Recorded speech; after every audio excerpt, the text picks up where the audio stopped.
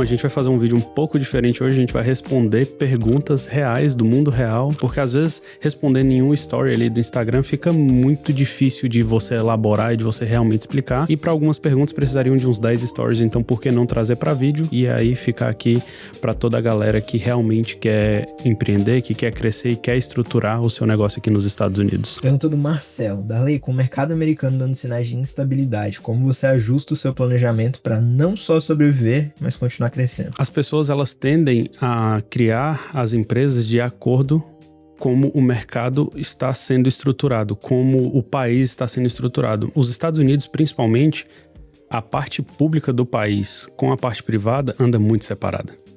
Então, às vezes você fala assim, cara, os Estados Unidos está tendo isso, está tendo aquilo, mas a primeira coisa que uma empresa que realmente quer competir no mercado, ela faz é ajustar preço. E eu vou te dar um exemplo muito nítido disso. Eu faço parte de diversos grupos no Facebook, e aí um deles é o de Roofing Inside and Sales, que o pessoal estava perguntando, como é que vocês foram impactados pelas tarifas do Trump? Aí o cara falou, eu coloquei 15% em cima do preço do meu square feet. Mas como é que você continua vendendo? Porque eu sou bom vendedor. Porque eu tenho um script, eu tenho um processo, eu tenho todo o onboarding do cliente, eu mostro para ele como vai ser feito o serviço, como eu vou vender, como eu vou entregar para ele. E eu continuei vendendo, nada mudou. E aí eu simplesmente absorvi todo esse impacto das tarifas no custo do asphalt shingles, né? Que é o que a maioria do que o pessoal usa. Logicamente tem um de metal, tem outras modalidades, mas essa é o que domina, né? Principalmente no residencial. Então, a primeira coisa é, pare de se importar com o que não está sob seu controle. Se você se importa muito, o que o Lula tá fazendo, o que o Trump tá fazendo, isso vai sugar sua energia e vai fazer com que você realmente não foque no que você precisa. Foque no que você pode controlar. O que você pode controlar? O seu preço, o valor que você entrega. Então você precisa realmente ter um cara de vendas muito bom, você precisa ter aquele processo muito bem estabelecido, você precisa ter um sistema que faça isso para você, porque até hoje eu não entendo o pessoal que fica tentando só sobreviver de subcontractor, porque o cara não coloca um CRM. A gente tem aqui, um dos clientes está usando o Jobber. O Jobber é complexo? Tem muita coisa? Tem, mas se você fizer toda a estrutura ali direitinho, você já consegue fazer a cotação e você passa um ar de profissionalidade muito maior para o seu cliente. Tem um cara muito bom de vendas, tenha um CRM estabelecido, muito bem estruturado, saiba realmente o que você está fazendo, para onde você está indo, e não se importe com o que o Trump está deixando ou não de fazer, porque a economia dos Estados Unidos, tá em decadência, vai se tornar número 2 do mundo, ainda vai continuar 12 vezes maior do que a do Brasil. Então você tem 12 vezes mais oportunidades do que se você estivesse no Brasil. É a pergunta da Juliana. Você pode compartilhar com a gente a estratégia mágica por trás de como estruturar uma equipe nos Estados Unidos, especialmente em tempo de crise? A estratégia mágica que eu usei foi 3 anos, eu não dormia bem, eu tinha ataque de ansiedade. Vocês acham que empreender, que fazer as coisas assim, cara, o que eu posto pra vocês é o que tá muito bonito, mas a Priscila, ela sabe, teve 2 sexta-feiras pra trás que eu não tava conseguindo respirar, que eu tava quase vomitando, sem ter nada no estômago, com ânsia de vômito o tempo todo, extremamente nervoso, a cabeça explodindo, indo dormir 1h da manhã e acordando 5. Essa é a estratégia mágica, você simplesmente colocar pra... Você tem que, tipo assim, cara, se tem um negócio pra fazer, faz. Se você falou que ia entregar, entrega. Se você falou que vai ser daquele jeito, faça daquele jeito. Não seja tão incisiva ao ponto de você não ouvir o que as pessoas têm para te falar. Porque na maioria das vezes nessa jornada você vai ficar muito cega, você vai ser tão determinado a ponto que você às vezes para de ouvir o que as pessoas têm para dizer.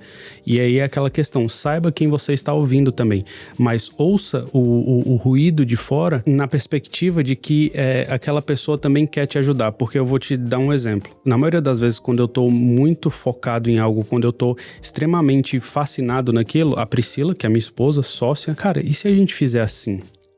E se a gente comunicar daquele jeito? E se você for menos agressivo aqui e a gente tentar fazer um treinamento com o pessoal? Então, são maneiras, são coisas que elas vão mudar o resultado, porque normalmente a gente tá batendo cabeça ali e não tá conseguindo evoluir, mas o ponto eu nunca deixei de fazer o que era preciso fazer. Então, faça o básico muito bem feito. Não escolha pessoas que são vitimistas, mimizentas, porque se você trouxer pessoas com esse perfil para dentro da sua empresa, você vai quebrar a sua empresa. Ah, mas eu tô precisando muito urgente. Vai lá e faz você. Porque se você trouxer uma pessoa dessa para dentro da sua empresa, ela vai contaminar todo o restante da sua equipe. Basta uma maçã podre. E eu vou te dar um exemplo aqui. Eu tava olhando hoje porque a gente tá contratando uma pessoa que vai falar, né, uma pessoa da língua espanhola, que vai falar espanhol dentro da empresa. E aí a gente tava olhando, eu tenho só de processos documentados e tá faltando coisa pra caramba ainda, 75 processos. E como é que eu documento o processo? Eu simplesmente assinei um software, porque eu tenho preguiça de ficar digitando, não vou mentir aqui pra você que eu sou o bonitinho que fica lá digitando. Eu assinei um software que ele captura a tela e vai descrevendo o que eu tô fazendo e deixa salvo lá e todo mundo da empresa tem acesso. Então, a gente já tem 75 processos documentados de atividades que a gente precisa fazer da empresa. Se a pessoa me pergunta, eu mando o link para ela. É assim que faz. Tenha uma forma de documentar processo. Ah, mas cara, Darley, eu limpo casa. Como é que eu vou documentar processo? Cada casa tem um detalhe que você precisa se atentar. Cada casa tem aquele cliente. Ah, esse cliente é tranquilo você chegar mais cedo. Ah, esse cliente odeia atraso. Então é aquele cliente que você sabe. Então você precisa ter isso documentado também. Você precisa documentar como aquele cliente gosta de ser tratado para que as pessoas que venham trabalhar para você saibam como tratar aquele cliente. E esse é o maior problema. Ah, se não for eu fazendo, o cliente não vai aceitar. E é uma grande mentira, porque todos aqueles que cresceram, eles foram documentando. Então eles vão passando para as pessoas que vão fazer o trabalho como aquele cliente quer que seja feito. E aí assim você vai conseguir crescer e não estar ali 100% com a mão na massa e muito mais pensando em como crescer e em como escalar. Então, Juliana, essa é a minha resposta para você. Espero que eu tenha te ajudado. E não tem mágica. Pergunta do André. Quando você percebe que o cenário econômico não tá favorável, você começa a apertar o marketing ou você começa a expandir mais? Não tá favorável para quem? Porque eu não parei de crescer desde que eu cheguei aqui. É uma questão de perspectiva, André. Assim, desculpa, mas não existe cenário econômico desfavorável pro cara que realmente quer crescer, que ele quer fazer acontecer. Economia, gente, é cíclico. Entendeu? A não ser que a gente esteja falando de países lá do continente africano, que é tomado por corrupção. Mas a gente tá falando, cara, você vê, se um cara no Brasil, trabalhando 5 meses, 6 meses da vida dele para pagar imposto, ele consegue sobreviver, qual desculpa você tem nos Estados Unidos para não fazer isso? Porque, cara, nos Estados Unidos, se você é bem estruturado, você vai pagar 15%, 20% de imposto e olhe lá, tá? Tem ano que eu chego a pagar menos, esse ano eu não vou pagar mais devido mudanças que a gente fez e são escolhas, porque a gente quer ter um salário maior para poder comprar casa, para fazer financiamento, então são estruturas. Não existe cenário econômico desfavorável para o cara que sabe o que ele tá fazendo. Então, André, se você sabe o que você tá fazendo, esquece o cenário econômico e começa a apertar realmente no marketing, porque é o seguinte, corta o café do seu funcionário, corta o seu café, corta o seu filé mignon, corta aquela compra cara no Costco, mas não corta do marketing. Porque a partir do momento que você corta do marketing, mas cara, tá me trazendo pouco lead, tá? Então o problema é o quê? É o seu criativo? É a empresa que você contratou? Onde é que tá o problema? Porque não adianta nada você trocar a empresa se você também não coopera com a empresa que você contratou para fazer o seu marketing. Eu vou te dar um exemplo. Às vezes a gente senta aqui, eu e o Lucas, a gente grava da última vez 13 criativos. Cara, sentado assim, ó, numa porrada. Você senta e grava. Sem desculpinha, sem mimimi. Eu gravava 3, trocava a blusa, colocava uma jaqueta, sentava, gravava mais 3, trocava a posição da câmera, sentava de novo e gravava. Então, assim, você tem que descobrir onde está o problema, porque é igual, eu nunca tiro o pé do marketing. Eu tô sempre pensando em como investir mais. E aí a minha esposa fala, cara, a gente tá gastando muito com tráfego pago e não sei o quê. E o resultado, eu falei, tá aqui, ó, o resultado é esse, a gente tem um retorno, não é, às vezes, o que a gente esperava, a gente sempre quer mais. E aí ela fica falando, tá, mas quando é que a gente vai tirar o pé? Eu falei, nunca. Quando é que você vai slow down? Cara, agora que eu acertei o pé, eu vou dobrar. Se eu tava gastando 1.500, eu vou gastar 3. Então, a partir do momento que você corta o marketing da sua empresa, você tá cortando quantas pessoas estão te vendo, todas as suas possibilidades de venda. Mas vou depender só de recomendação. Cara, ninguém ficou grande crescendo na base do boca a boca, de recomendação. O pessoal cresce muito por resultado. Então, e a recomendação, ela é algo que vem devido ao seu resultado, só que aí você limita o seu crescimento. E aí é aquela questão, você quer ser para sempre pequeno? Ótimo, então dependa só de recomendação. Agora, se você quer jogar o jogo mesmo de gente grande e se posicionar no mercado americano, cara, nunca tire o pé do marketing. A economia tá ruim, cara, começa a comer só frango, vai lá e compra 10 pacotes de frango no Costco, você vai gastar $150, só filé, você vai comer só filé, você faz picadinho com mostarda, você faz com limão, faz com o que você quiser, mas $150 vai dar 10 pacotes, vai dar provavelmente, se eu não tô errado, 50 libras de filé. Cara, dá pra você comer o mês todo e você não vai passar fome. Mas não tira o pé do marketing. A próxima pergunta é da Cláudia. Como você lida com medo de expansão em um momento que as minhas empresas estão retraindo? Qual é o teu critério para decidir quando avançar e quando segurar? Sim, desculpa, eu não sei a sua história, mas o medo que eu tenho é de voltar de onde eu vim. O medo que eu tenho é de voltar a morar numa rua que não tinha nem asfalto. E eu vim do nada. Então, tipo assim, tudo que eu tô fazendo agora é para continuar crescendo, para continuar melhorando a estrutura da empresa, porque não tem como piorar, não tem como eu voltar a ser pior do que eu era. Então, você precisa ter anseio de continuar crescendo. Então, todos os dias eu agradeço pelo que eu tenho, eu sou extremamente agradecido, mas também ao mesmo tempo extremamente inconformado. Todas essas pessoas de sucesso que você chega a ver hoje, aí você fala, cara, quando é que ele vai slow down? Cara, pessoas de sucesso, elas não têm esse botão de slow down. Agora que eu tô rico, eu vou parar. Aquele pessoal que fala assim, se eu tiver tanto, eu preciso de tanto pra eu parar. Cara, esse pessoal nunca vai ter tanto, eles nunca vão chegar lá, porque eles estão simplesmente fazendo pelo dinheiro.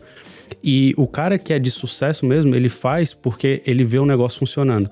Cara, você não tem noção da felicidade que eu tenho quando eu fiz ontem uma coisa básica. Que eu consegui fazer um GPT, que eu criei um negócio de inteligência artificial e estava funcionando redondo, melhorou as respostas no chat para o pessoal de língua espanhola. Então, a minha felicidade não é quanto que vai ter na minha conta bancária, é importante? Mas a minha felicidade é de ver as coisas funcionando. Então, tenha esse parâmetro. Simplesmente faça as coisas acontecerem e quando elas acontecerem, dobre a aposta. Porque se você conseguiu fazer até ali, você consegue também fazer o dobro. A Camila falou que ela trabalha no house cleaning, ela saiu do trabalho dela para abrir a própria empresa, tá tirando $2.000 agora e tá pensando em desistir porque ela acha que não é capaz de fazer o que ela fazia antes como helper. Camila, eu aposto que você tá trabalhando 10 vezes menos para tirar $2.000. Provavelmente você não se planejou e aí você saiu sem ganhar o que você já ganhava como helper. Porque um helper hoje, assim, eu tô um pouco por fora do mercado exatamente, porque eu não tenho a empresa no setor. Eu conheço as pessoas que têm, eu tenho clientes que têm, mas pelo que eles me falam é $3.700 a $4.000, né? Um helper. E aí você já tá na metade daquilo. Olha isso, você saiu, você construiu a sua empresa e você já ganha metade do que você ganhava. Agora é uma questão de ajuste. Você só precisa de mais 10 clientes, 10 casas, né? Vamos colocar uma média de $200 para você chegar na mesma coisa que você tinha. Só que para você ganhar $4.000, você estava limpando por semana 20 casas. Por mês, 80. E aí, para você ganhar os mesmos 4.000, você vai limpar quantas casas? 20 casas. Então, você está trabalhando 4 vezes menos do que você trabalhava para ganhar a mesma coisa. Então, veja com essa ótica. Cara, não desiste. Isso aí, todo mundo já passou por isso. Eu já passei por vários meses no negativo. Eu já passei por vários meses trabalhando, praticamente pagando para trabalhar. Inclusive, aqui, ó, para ter uma ideia. Esse aqui foi o primeiro cheque da parte de saúde que a gente abriu da empresa e foi de $50. E eu guardo aqui.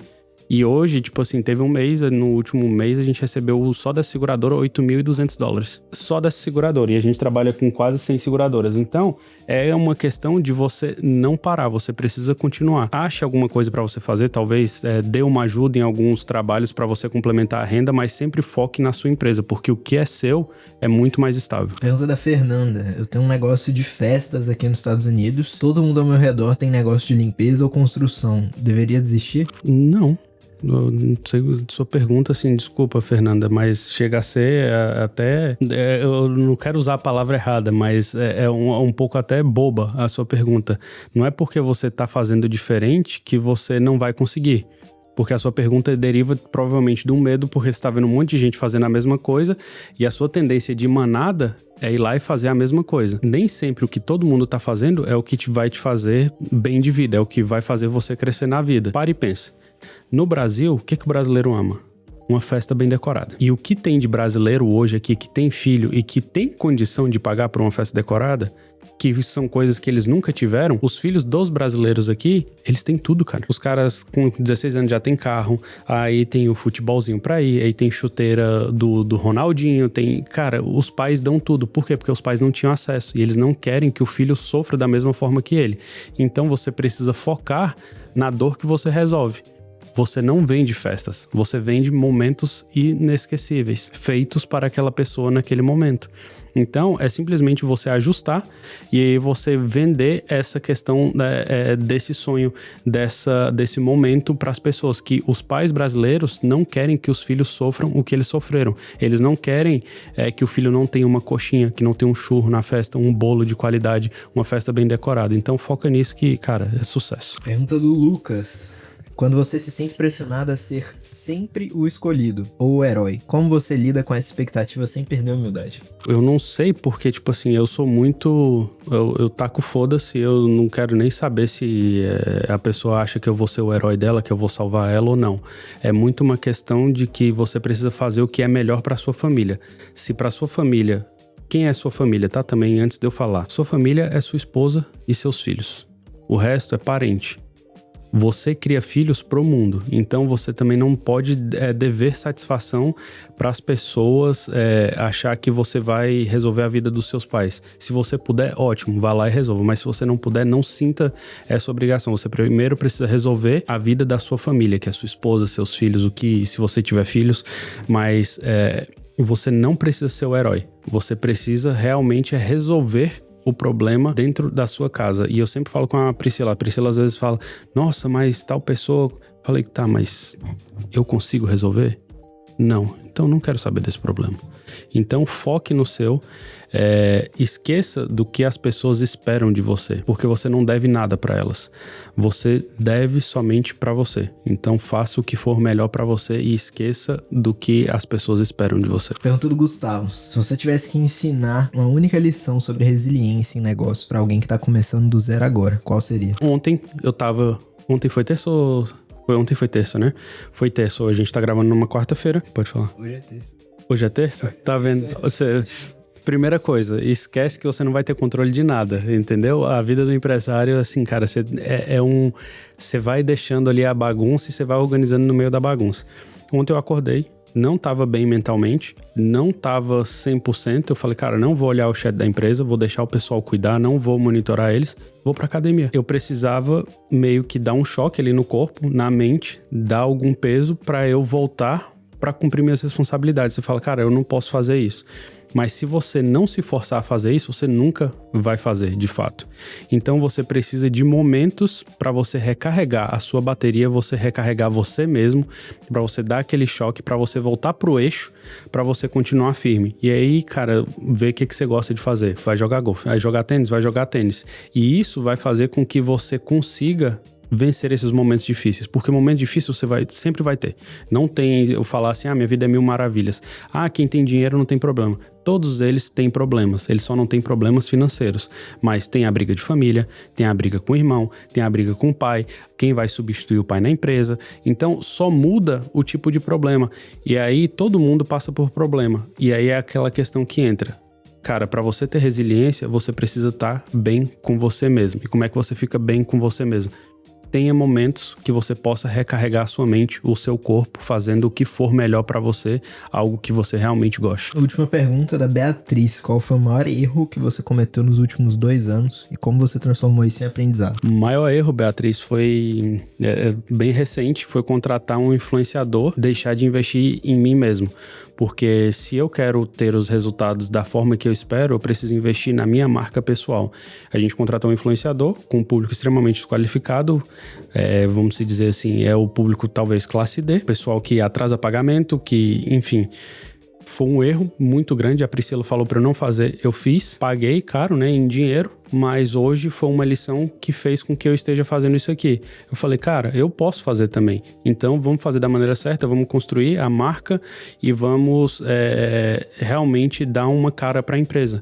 E aí, se eu posso, né, te falar o que eu aprendi com isso, é que se você tem uma empresa, você precisa ser a cara da sua empresa, porque as pessoas compram de pessoas, elas não compram de logos.